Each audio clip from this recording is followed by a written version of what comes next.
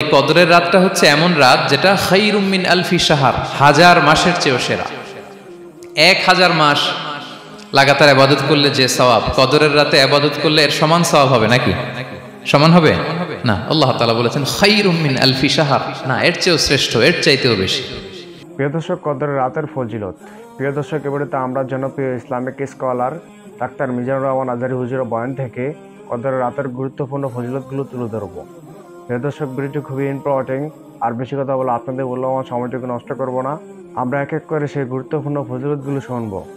রাসূলুল্লাহ সাল্লাল্লাহু আলাইহি ওয়াসাল্লাম একবার খুব আফসোস করছিলেন। তিনি যখন শুনতে পেলেন যে বনি ইসরাইলের অনেক অনেক লোক হাজার বছর হায়াত পেত, তারা শত শত বছর ইবাদত করত, শত শত বছর তারা জিহাদ করত, তখন তিনি আফসোস করে বললেন, হায় রে, আমার শেষ সময়ের উম্মতের কি হবে? কারণ তিনি বলেছেন যে আমারু উম্মতি মা বাইনা 60 ইলা 70, আমার উম্মতের গড় বয়স হচ্ছে 60 থেকে 70। ওয়া আকাল্লুহুম মান ইয়াজুজু যালিক, খুব অল্প সংখ্যক লোকই এর চেয়ে বেশি হায়াত পেয়েছে।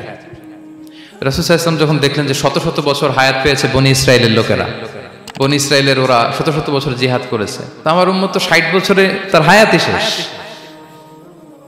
60 থেকে 70-এর মধ্যে তার জীবনই শেষ, তো আমার গুনাহগার উম্মতের কি হবে? রাসূল সাল্লাল্লাহু আলাইহি ওয়াসাল্লাম খুব আফসোস করছেন। তো রাসূলুল্লাহ সাল্লাল্লাহু আলাইহি ওয়াসাল্লামের এই চিন্তা, এই উদ্বিগ্নতা দূর করার জন্য আল্লাহ তাআলা সূরাতুল কদর নাযিল করলেন এবং বললেন যে ইন্না আনসালনাহু ফি লাইলাতিল কদর ওয়া মা আদরাকা মা লাইলাতুল কদর লাইলাতুল কদরি খায়রুম মিন আলফি শাহর। লাইলাতুল কদর, এই কদরের রাতটা হচ্ছে এমন রাত যেটা খায়রুম মিন আলফি শাহর, হাজার মাসের চেয়েও সেরা। 1000 মাস লাগাতার ইবাদত করলে যে সওয়াব, কদরের রাতে ইবাদত করলে এর সমান সওয়াব হবে নাকি? সমান হবে না। আল্লাহ তাআলা বলেছেন খায়রুম মিন আলফি শাহর, না এর চেয়েও শ্রেষ্ঠ, এর চাইতেও বেশি। হাজার মাসে, অর্থাৎ 1000 মাসে হয় 83 বছর 4 মাস। তো কদরের রাতে যদি আমরা ইবাদত করি তাহলে 83 বছর 4 মাস ইবাদত করলে যে সওয়াব, সে সওয়াব আল্লাহ তাআলা আমাদের আমলনামায় নসিব করবেন।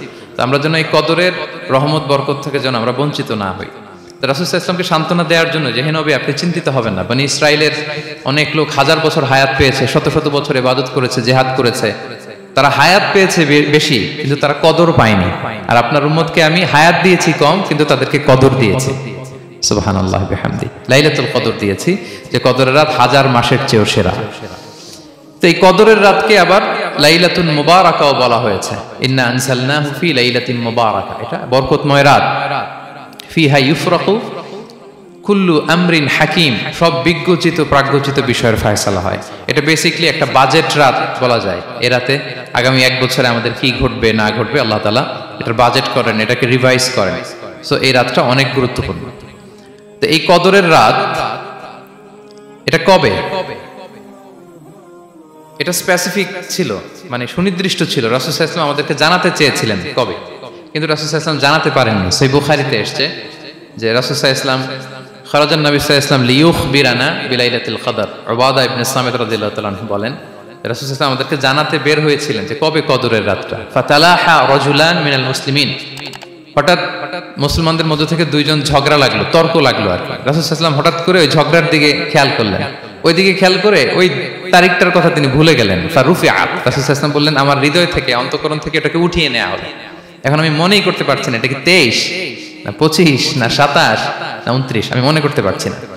এজন্য রাসূল সাল্লাল্লাহু আলাইহি ওয়াসাল্লাম বলেছেন যে তবে আমি এতটুকু মনে করতে পারছি, ফালতামিসুহা ফিল আশরিল আওয়াখিরি ফিল বিত্রি, রমাদানের শেষ দশকের বেজর রাত্রিগুলোতে তোমরা কদর তালাশ করো।